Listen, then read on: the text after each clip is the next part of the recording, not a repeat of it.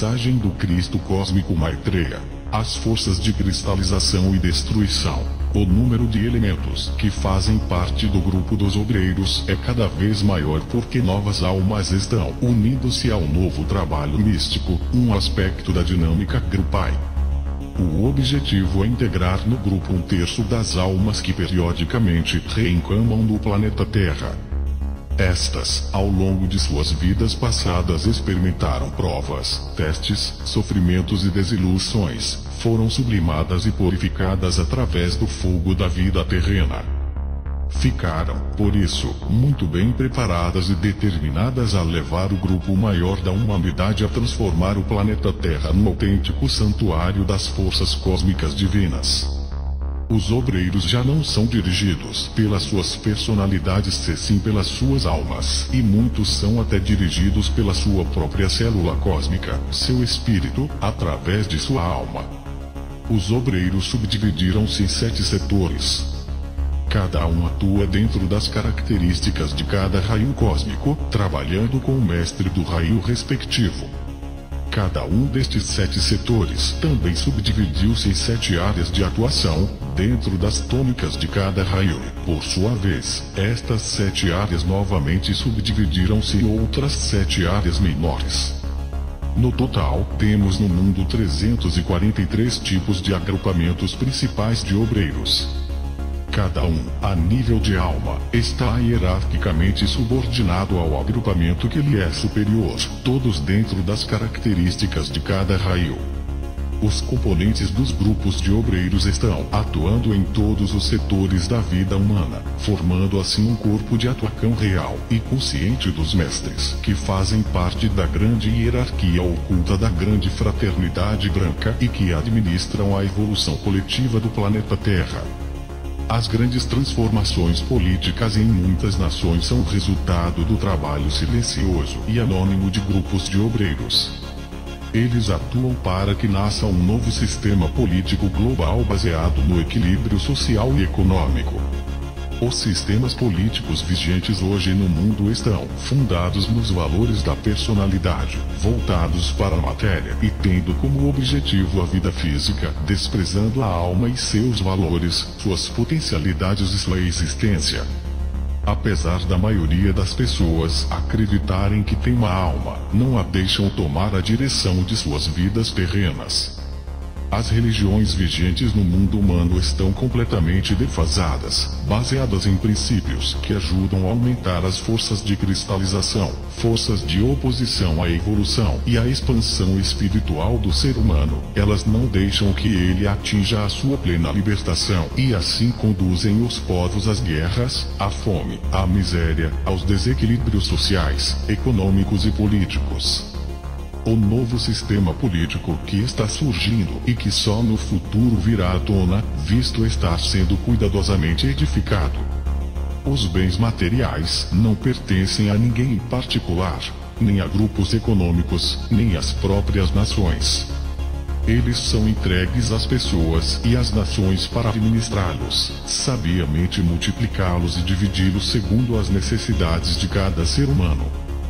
Deixará de haver a ideia de gerar riqueza individual para cuidar do futuro pessoal e da família, porque, com a expansão da consciência e das potencialidades da mente que hoje estão em estado latente na maioria da humanidade, todos recordarão suas vidas passadas e que a passagem pelo mundo físico é transitória, que o objetivo da vida humana é atingir a unificação dos 7 estados de consciência para que cada um alcance um nível total de sua consciência cósmica, para que surja do espírito um novo corpo divino.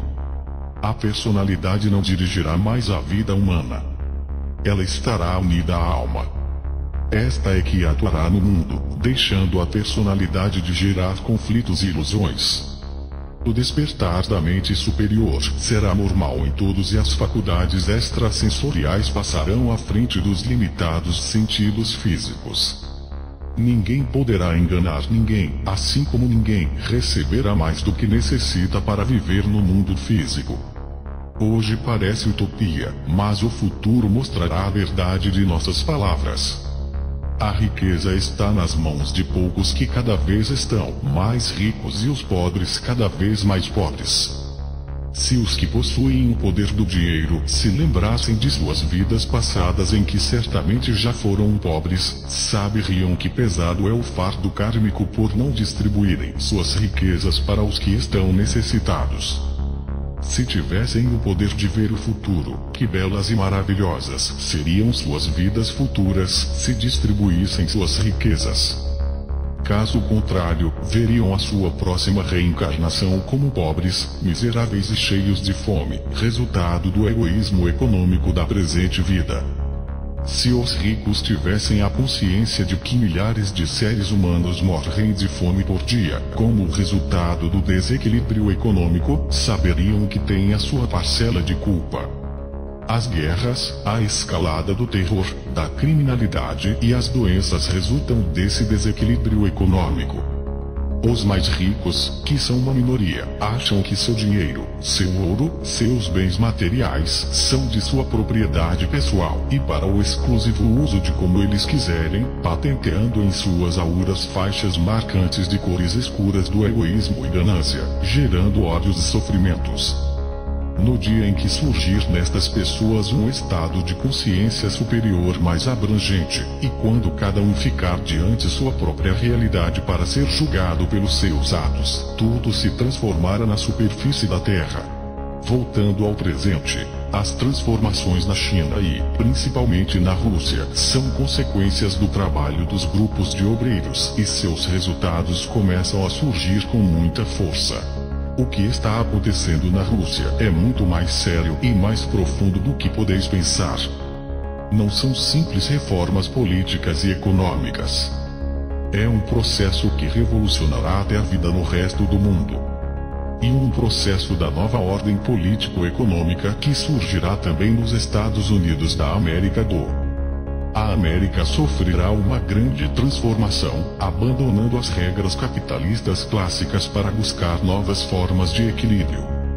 Já existem indícios dessas mudanças e muitos componentes dos grupos de obreiros, muito bem colocados, vêm acelerando esse processo nos Estados Unidos, impedindo que o governo atual caminhe para o confronto bélico, como ocultamente sempre quis, visto que representam as forças cristalizantes ou as forças de destruição que, mesmo assim, ainda continuam tentando levar o mundo humano para uma nova guerra, e esta, talvez seja a morte do próprio planeta. A América do Sul está há algum tempo passando também por essa transformação. São as mesmas forças cósmicas que estão atuantes na China, na Rússia, com mais força, e nos Estados Unidos, que também estão atuando nos países sul-americanos. O objetivo é levar a liberdade, ao equilíbrio social, a paz e a harmonia, para que a humanidade possa viver e seguir seu caminho místico conscientemente, rumo à eternidade cósmica, para que cada um consiga atingir a sua própria realização e ascensão espirituais.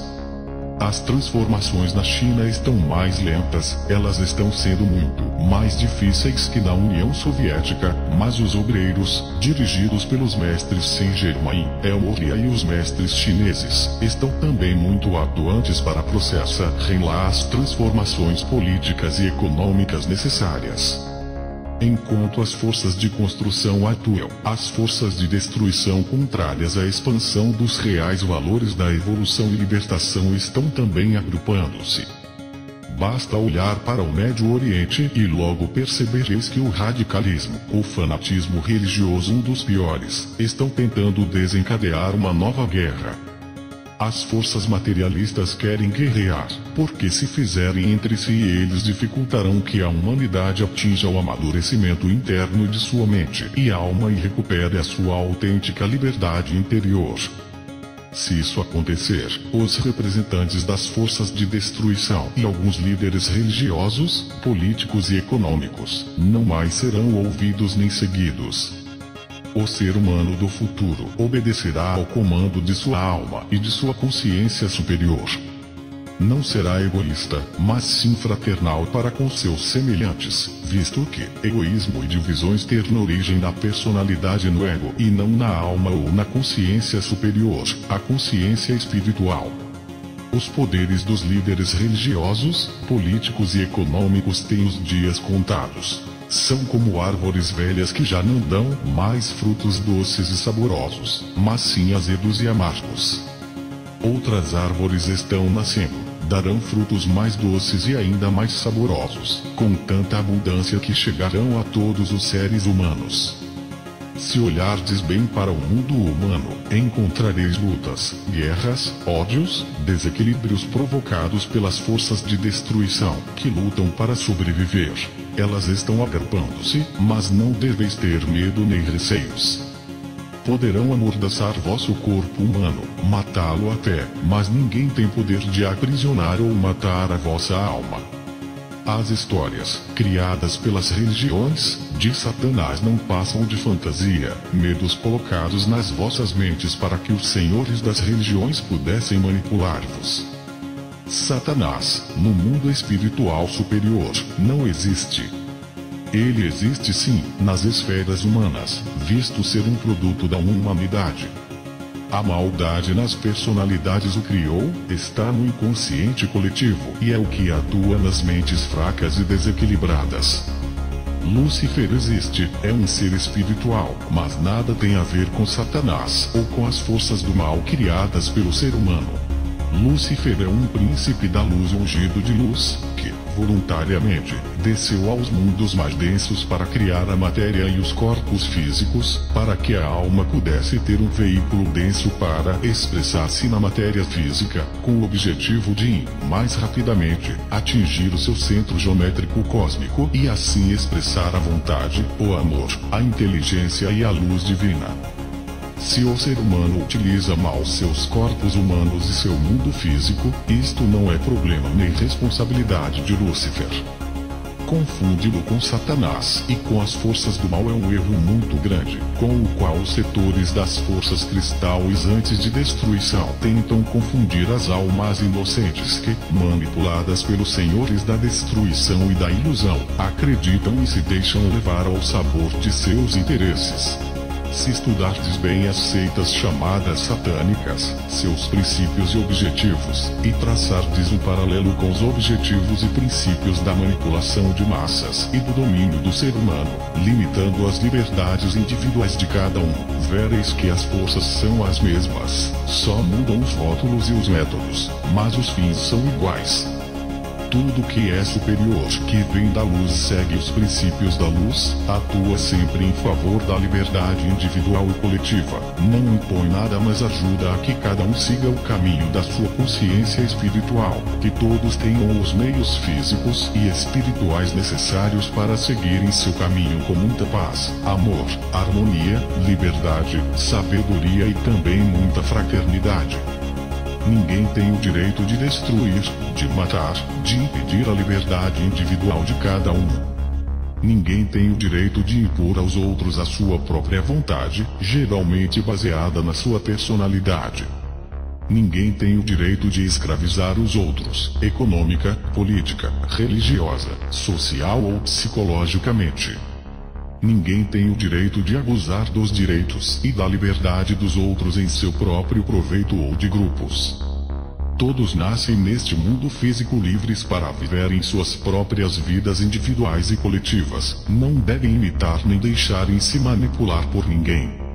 As leis dos homens, suas regras contrárias ou agressivas à mente, à consciência e à alma do ser humano, estão erradas e são geradoras de ódios, desequilíbrios e guerras, não podem conduzir nem à paz, nem à liberdade. Mestres, encontrem sua maestria e sigam em frente para o único destino de toda a raça humana, a evolução. Cristo Cósmico Maitreya, que a humanidade possa viver na luz, com a luz e para a luz. Que assim seja.